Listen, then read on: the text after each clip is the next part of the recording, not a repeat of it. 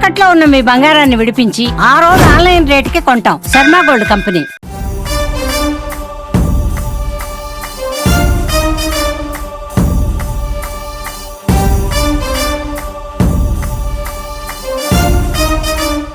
ఈ సినిమాని నేను హైదరాబాద్లో విజువల్ కళ్యాణబాబు సినిమా అంటే మొదట రోజు కానీ రెండో రోజు కానీ చూస్తాను.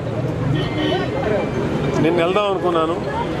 ఈలోపుగా ఇక్కడ వైజాగ్ వచ్చే ప్రోగ్రాం ఉంటే మా సందీప్ మీరు సినిమా ఇక్కడ చూస్తే బాగుంటుంది అనగానే హైదరాబాద్ చుట్టం మానేసి ఇక్కడ సంగం శరత్ థియేటర్లో ఆడుతుందని తెలిసి ఇక్కడికి వచ్చాను.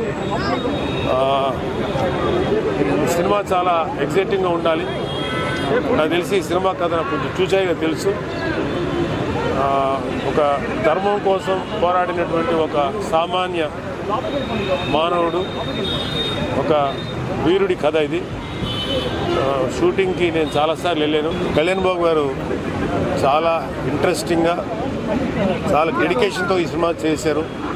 ఎందుకంటే షూటింగ్ చూస్తున్నప్పుడు ఒక ఆర్టిస్టు ఎంత డెడికేటెడ్గా చేస్తారో ఒక ప్రొడ్యూసర్గా నాకు అవగాహన ఉంది.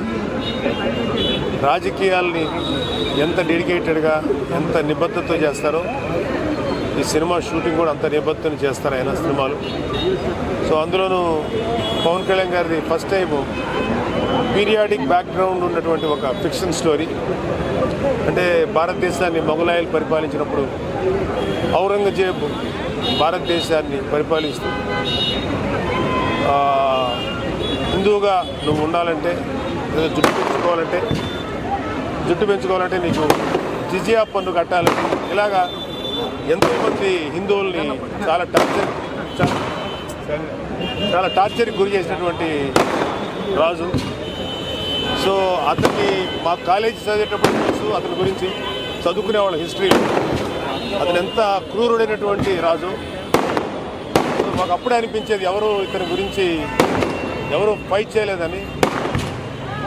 అప్పట్లో ఛత్రపతి శివాజీ మహారాజ్ చేశారు, తర్వాత సంభాజీ చేశారు.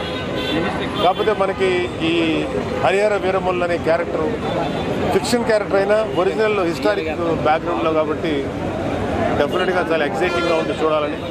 అందులోనూ కోహినూర్ డైమండ్కి సంబంధించినటువంటి నేపథ్యం ఇది. Let me enjoy the movie.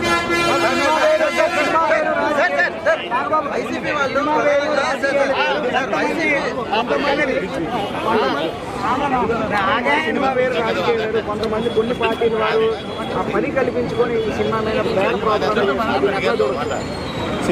ఒకసారి ప్రజల ఆదరణ పొందిన తర్వాత ఎవడు ఏం వాగినా ఎవడు ఏం చేసినా దాన్ని ఎవడు ఆపలేడు.